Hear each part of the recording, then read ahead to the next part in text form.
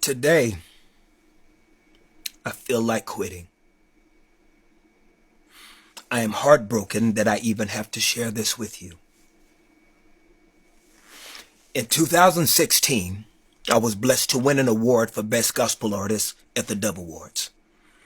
Many of you may not know the Dove Awards in comparison are the Christian Grammys, like the Stellar Awards or the Gospel Grammys.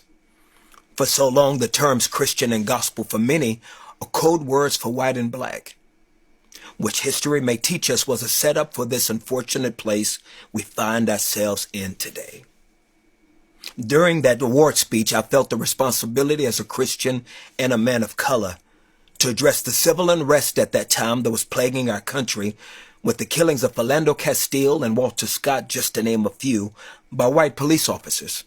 And at the same time, the horrific killings of 5 Dallas police officers by an African American.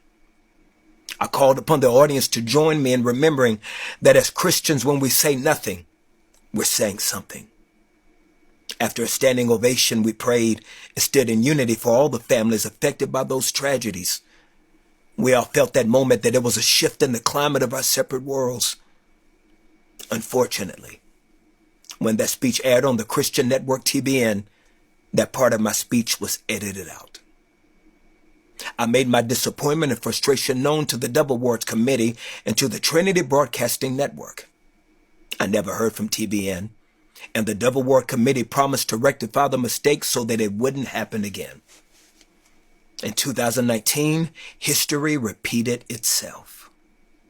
I was humbled to win the same award, and during my speech, I brought attention to the murder of a Tatiana Jefferson in her home by a white police officer.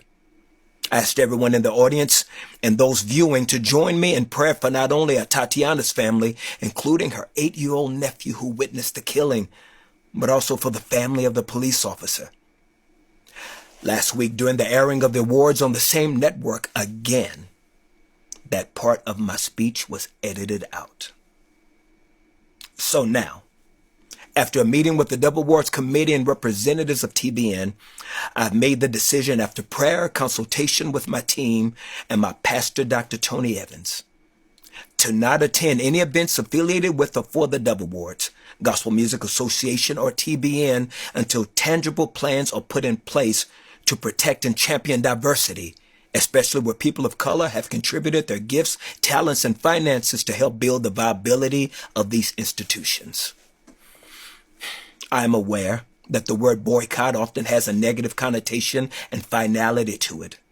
But my goal will forever be reconciliation as well as accountability. It is important for those in charge to be informed. Not only did they edit my speech, they edited the African American experience. I'm not asking those in the gospel community to follow my decision. No, this is my personal choice to take a stand and hold responsible those in positions of power to acknowledge the issues in our separate communities that have existed from colonialism to Jim Crow. To many of the issues facing us today, I pray there will be a significant change from this hurtful experience. I look with anticipation for that day of healing, and I'm committed to contributing to that process.